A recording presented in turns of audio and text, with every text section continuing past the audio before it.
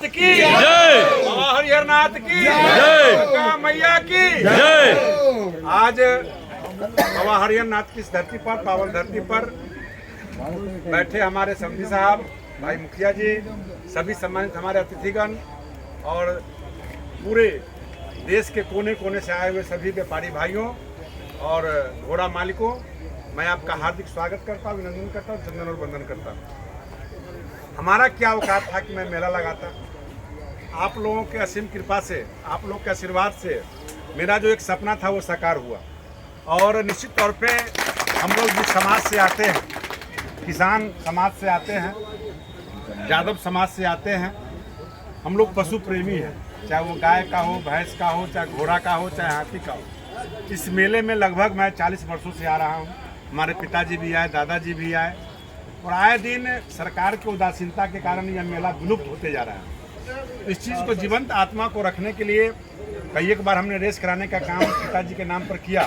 श्री अर्जुन बाबू मेरे पिताजी का नाम था, बहुत सारे लोग इसमें जानते भी हैं। तो रेस होता था, बहुत लोगों का सुझाव हुआ कि जब रेस होता है तो सोनपुर अब समाप्त हो रहा है, इसको बड़े पैमाने पर लगाया जाए। कुछ लोगों ने कहा कि सोनपुर का टक्कर तो हो नहीं सकता है। मैंने कहा कि मैं प्रयास करूंगा, आशीर्वाद आप लोग दीजिए। तो मैं आपका चरण वंदन करता हूं कि आप लोगों के आशीर्वाद से वह धरती धन्य हुआ कि आपके मेला में आने के बाद जो लगभग जो काउंटिंग हुआ, जो बातें हुई, पर डे 1 से 1.5 लाख लोग आया करते थे पर डे। और जिस दिन बड़ा कोई कार्यक्रम होता था, जैसे महिला कुश्ती, पुरुष कुश्ती, रावण का पुतला दहन, चाहे घोड़ा का रेस, उस दिन 4 लाख से 5 लाख लोग आते थे। हाथी का रेस और सोनपुर में हाथी, वहाँ भी हाथी आया, और इस बार 10 हाथी से ऊपर भी पहुँचेगा। ऊँट भी आया, कुत्ता आया, चिड़िया, पशु पक्षी सभी आए। सभी लोगों का स्वागत हुआ, सब लोग मान सम्मान बढ़ा। और एक बड़ी कृपा आप लोगों के चरण धूल से हुआ। आपके जाने के बाद जब 15 अप्रैल को मेला समापन हुआ, 17 को हम लोगों ने मीटिंग किया और वहाँ के 10 भाइयों से बैठ करके, जो गाय और भैंस के जो व्यापारी थे, उन्होंने बैठ के तय किया। और 30 अप्रैल से ही, आपके आने के 15 दिन के बाद से ही, 30 अप्रैल से ही गाय और भैंस का बाजार खर्च नहीं है। मैं आज खुल के बोल रहा हूँ। और वो जनता, वहाँ के व्यापारी, वहाँ के तिरहुत के जितने व्यापारी थे, उन्होंने संकल्प लिया कि मेरा अपना हाट था, रविवार को लगता था, हम रविवार को ही लगाएंगे। और हम अचंभा में पड़ गए और पहला दिन ही 100 भैंस आ गया। उसके बाद निरंतर 1200 तक भैंस गाय आया। और वहाँ पर जो लोग खरीदार करने आए तो और हम ताज्जुब में पड़े। हम व्यवस्था करते गए, हम थक गए। और जब कहाँ से लोग आए, आसाम से, बंगाल से, झारखंड से, बिहार से, यूपी से, एमपी से, तेलंगाना से, छत्तीसगढ़ से, आपको विशाखापट्टनम से, हैदराबाद से, दिल्ली से, तमाम जगह से खरीदार पहुंचे। यूपी के तो मेरठ, बरेली, अलीगढ़, हैदराबाद, गोरखपुर, आगरा, तमाम जगह से व्यापारी आने लगे। मैं तो कहा कि भाई कहाँ ये हमारा सभ्यता और संस्कृति विलुप्त हो गया था। जो आपके चरण कुल कण से वो धन्य हुआ धरती, और हमको आशीर्वाद करने का मौका सब भाइयों से मिला। सभी समाज के लोग आते हैं, सभी धर्म मजहब के लोग आते हैं, सबका सम्मान करने का मौका मिला। पुनः हम इस मेले में आए हैं, पुनः आग्रह करने, हर एक साल की भांति इस साल भी 9 अप्रैल से लेकर के और 9 मई तक 2024 में यह मेला लगेगा। 9 अप्रैल को वहाँ पर चैत्र नवरात्रा का कलश स्थापन होगा, शुरुआत होगा। 17 अप्रैल को चैत्र रामनवमी है, उस दिन से घोड़ा वाले लोगों के लिए मेला का झंडा देंगे। बाकी मेला पहले शुरू हो जाएगा। और उसी बीच में 1 सप्ताह 8 दिन के बाद घोड़ा का रेस होगा, कुश्ती भी होगा, दंगल होगा, जो भी कार्यक्रम होता है वो सभी कार्यक्रम होंगे। और इस बार विशेषता के तौर पर बड़े बड़े झूले का लाने का प्रावधान किया गया है।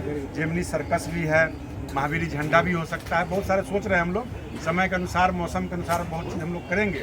और सुबह सम्राट के मालिक यहाँ सियाराम यादव जी आके बैठे हुए हैं। इन सब लोगों का योगदान था। और सब लोगों ने मैं यहाँ तक कि जो जिलेबी बेचने वाले लोग हैं, उन लोगों ने जो आशीर्वाद दे के गया।